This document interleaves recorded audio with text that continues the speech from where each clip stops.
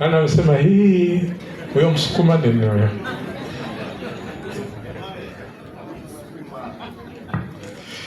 Kumbuka huna mamlaka juu ya mwili wako.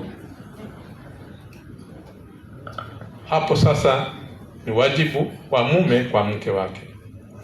Mwanaume kama baba una wajibu gani?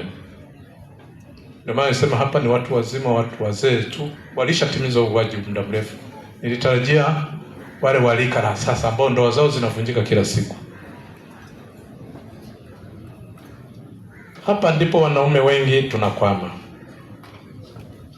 Kama baba, jukumu hili limeachwa kwa mama, na matokeo yake ndio hizi lugha tunazozisikia. Nani kama mama? Eti hamna, si ndio eh?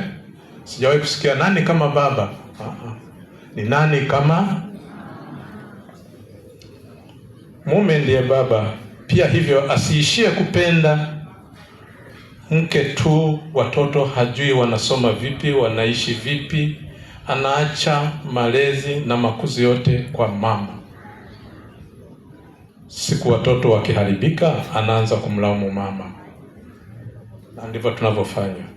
Watoto wanahitaji wazazi wote wawili ili kukua katika mwenendo mzuri wa maadili ya Kikristo.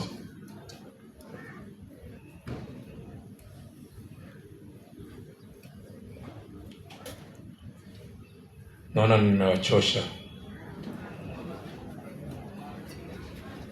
Mtume Paulo anasema kupitia kwa Watimoteo sura ya 3 aya ya 4,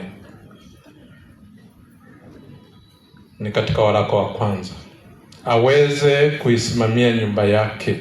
Mume aweze kuisimamia nyumba yake vizuri, akiwafanya watoto wake kuwa wanyenyekevu na wenye heshima katika hali zote.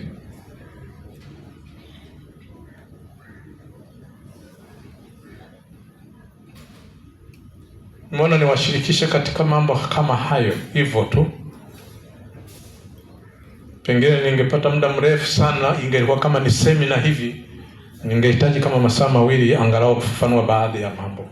Lakini basi haya yanatosha. Naomba niseme tu kwamba mada juu ya utume wetu ni pana sana. Nimedokoa machache. Niwaombe pia mkisome kitabu changu cha pili kiitwacho Mtakatifu Yosefu, Baba wa Imani. Kitawasaidia sana. Nimeleta vichache. Kama vitakuwa vitatosha, nitaangalia tena kule niliko viprint, ni print zaidi kama mtavihitaji.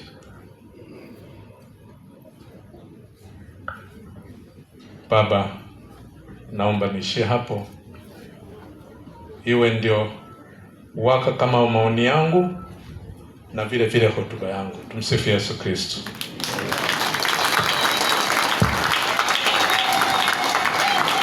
Makofi ya toshi. Naomba tumpigie mgeni rasmi. Piga makofi mengi sana, piga makofi mengi sana.